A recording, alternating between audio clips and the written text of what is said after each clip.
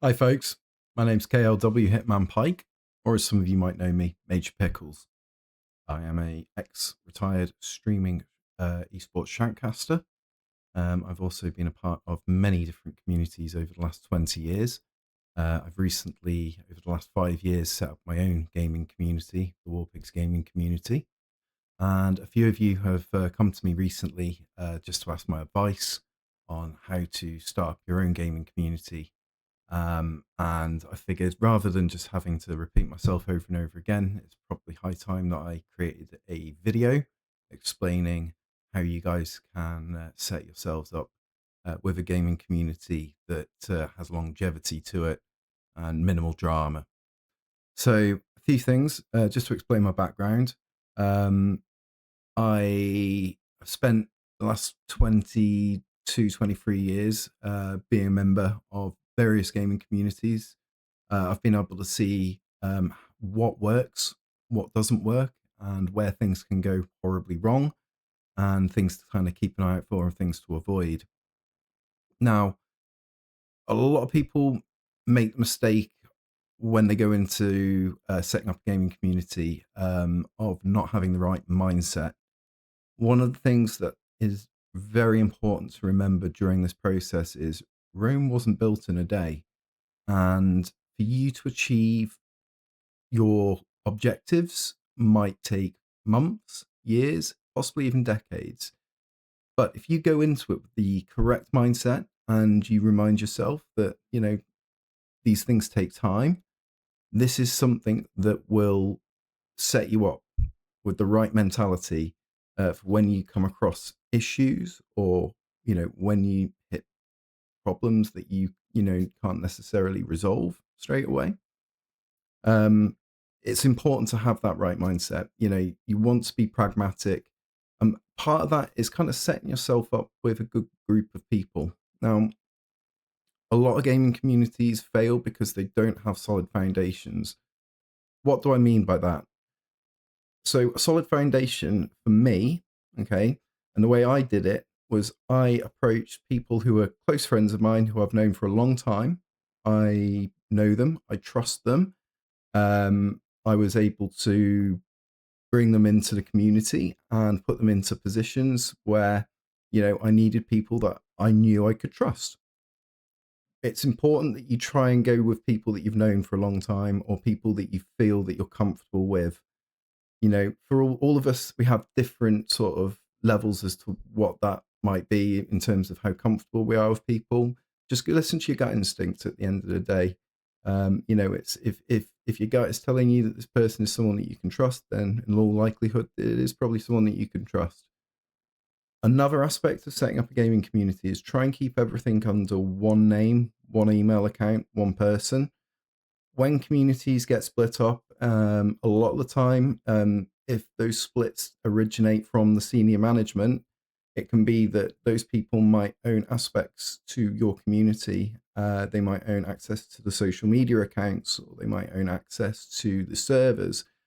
You want to try and limit the amount of access that multiple people have got, not because you're a control freak or, for any nefarious reason, but purely because it's better to have centralization of all these processes. It's going to be easier. It does mean, especially at the start, as a new community leader and as a new community, you're going to be picking up a lot of the heat and a lot of the jobs that need doing. So again, that brings me on to my next topic. Once you get yourselves kind of established, once you've got your server there, you want a kind of good team of around 15 people around you. So you've got your kind of 5 dudes that you really trust. Then you need to bring on, say, about another 10 people to help you with, just seeding the server, getting the name out there, helping with the admin aspect of things. Whilst your server's developing and growing and your team's growing, grow the features in your Discord. Make sure that you've got bots to try and automate things like ticket systems for people making ban appeals. You also want an area where people can confidentially um, provide reports of people that have been breaking TOS in your servers. You don't want that to be a public channel because that can lead to conflict and people can see when they're being reported and that can cause issues. You want to avoid any drama in your Discord, and I'll talk a little bit more about that later. But these are all key things to keep in mind when you're first starting out, guys. You're going to need your first core 5 people, and then you're going to need at least another 10 people to really help you get to grips with stuff. And those first few months, the first 3 months, the first 6 months are going to be pretty rough. War Pigs, for example, I ran that for 4 years, and it hit 394 members. And then in the last 12 months, we've gone up to just under 4,000 members, and we're literally about to hit 4,000 members. So we've had to learn to grow our infrastructure to our community quite quickly, and it's about adapting and overcoming to these problems that will come up. Now, for anyone that has already run Armor community servers that have had any kind of population, you know how many hackers and cheaters and DDoSers there are out there. They only tend to focus on the more established communities, the larger communities, and the communities that have like a lot of servers populated. They just seem to like to target those servers, which is no bad thing because it means that the smaller communities that are still growing hopefully aren't getting targeted quite as much, because the larger communities have got the infrastructure to be able to deal with these attacks or to be able to mitigate them as much as possible. So as things grow, you're going to want to see what the needs are of your community. Now, that might be that you need to increase the amount of admins that you've got, or it might be that you need to open up social media accounts, but just build it in gradually. With your brand imaging, try and keep everything consistent. You can make your own brand images. You can have loads of people DMing you offering to do graphics design for you. My advice would be it's not hard to do it on your own. If I can do it, anyone can do it. Canva is a fantastic app, and you can do a heck of a lot. So I'll post up a link to that in the description because it is a fantastic piece of kit that every community founder, owner, leader needs to consider and needs to have.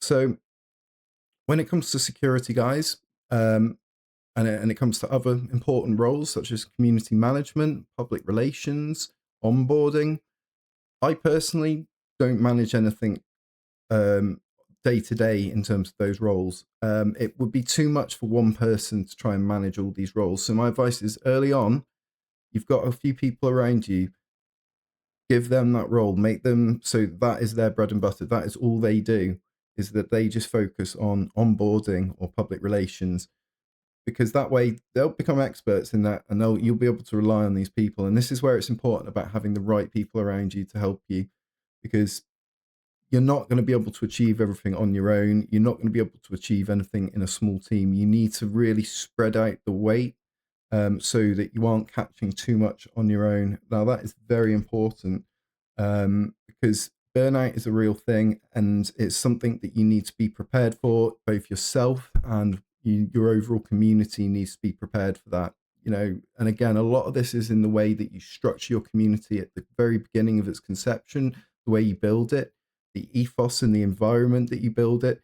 Again, I'm going to use War Pigs as an example. We don't tolerate drama, we don't discuss politics, and we don't discuss IRL events because it's too divisive, and people, bless them, left to their own devices, will just fall out. People who have been friends for years will discuss politics one day and fall out. And we just don't want to bring that kind of heat and that negativity to the Discord.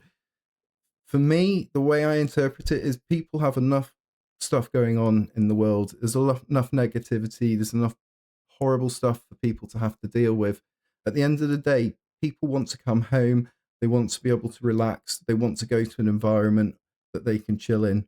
And it's important, again, guys, I keep coming back to it, but the environment and the ethos of the community is what's going to keep people coming back to your community.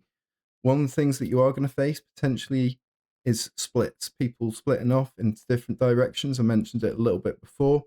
When this happens, especially as a new community, you can end up losing quite a few members through the back of this. As I say, the best way to avoid a split happening is for you to provide an environment where people want to keep coming back to by providing strong ethoses and having core values that your community sticks to.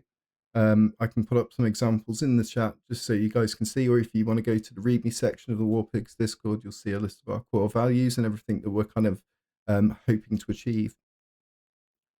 Bringing your community into the decision-making process is very helpful. Making your community feel listened to, engaging with them is one of the key ways of retaining people. People will tend to go to servers where they feel like they're being listened to and they feel like they have a say. Now, when you first start out, that's pretty easy to do because you start out with only sort of 100 people, whatever. It's easy to kind of gather information through polls, through Armour debate channels, through direct conversation, and just getting that vibe from people. One thing to take into consideration, it's very important, you're never going to be able to please everybody. And that is something, unfortunately, you've got to accept. Now, one of the things that I've had to accept is that no matter how hard you try, and how much positivity you try to bring, and how much passion, some people will never really see it that way, and they'll always kind of won't appreciate that sort of aspect of things. So you got to kind of bite your tongue and take a deep breath and just remember that at the end of the day, every negative interaction that you have with a member of your community or someone that's external to your community is an opportunity for you to turn that into a positive. And that is very important. Again, when people are eyeing up communities, when they're getting a vibe for gaming communities and milsims, they're looking at the leadership and they're looking at the decisions that the leadership are making. And are these sensible decisions? Because most community members, they just want somewhere they can chill out, relax, get on, play the game. They want somewhere that they'll be listened to, and they want to work with communities that are kind of reactive to what's going on in real time in that community. You're not always going to get it right, guys. You're going to make mistakes. Don't worry, I've made loads of them. I would like to say that I'm not an emotive person. I'm professional all the time, and I don't say things that I kind of regret later on. If you make a mistake, guys, own up to it. It's no big deal. Even if it's just owning up to it yourself, recognize that you perhaps haven't dealt with something in the way that you want to deal with it. The key is to learn from it, guys. We are all humans. We are all going to make mistakes. And an important aspect of making mistakes is trying not to repeat them. That's the key to it. And if you can avoid making those mistakes by learning from them, then that's going to set you up really well for having a community with longevity. Because at the end of the day, gaming communities can last, and they do last. Warpigs is coming up to 5 years. There's gaming communities that have been running for 30 years. So it's still in its infancy. This whole sort of idea of gaming communities, online communities, it's only been going for about 30, 20 years, something like that. It's not something that's overly new. So we are at the forefront of this. We are in a very unique position to set up these amazing gaming communities that could last, for decades. For me, that's my end goal, is to provide a place where people can come, get away from the brutal reality of life, and just spend a little bit of time enjoying themselves, having some friends that they can really develop core relationships with, having somewhere that's sympathetic to mental health whilst also not being kind of like overly committed to dealing with people's mental health, because we're a gaming community. We're not a mental health charity or organization. Our job is preventative. By providing people with a community in the true sense of the word, you're providing somewhere that people will become loyal to, and people will engage with, and people will invest into. So folks, I hope you found this video helpful. I'm going to be doing more videos. If you've enjoyed the video, please hit a like, please pop a comment. It really does help with the channel and the algorithm. I'm just looking to help more people out there. That's part of what I enjoy doing. I appreciate it's so hard as a new streamer, as a new community leader or founder. I've been there myself, and I speak from the bottom of my heart here, guys. I understand your troubles, but please keep going. It's taken me best part of 20 years to realize my kind of dreams. And now that I've been able to do that, I want to help you guys out as well. So help me out, guys, by letting me know in the comments what you think to this video. I'd love to hear your feedback. I don't very often do videos like this. This is a first for me. I'm hoping to do more of them in the future. I hope you enjoy them, guys, and I look forward to hearing what you have to say. Look after yourselves, guys, and have a fantastic rest of the week. Thank you.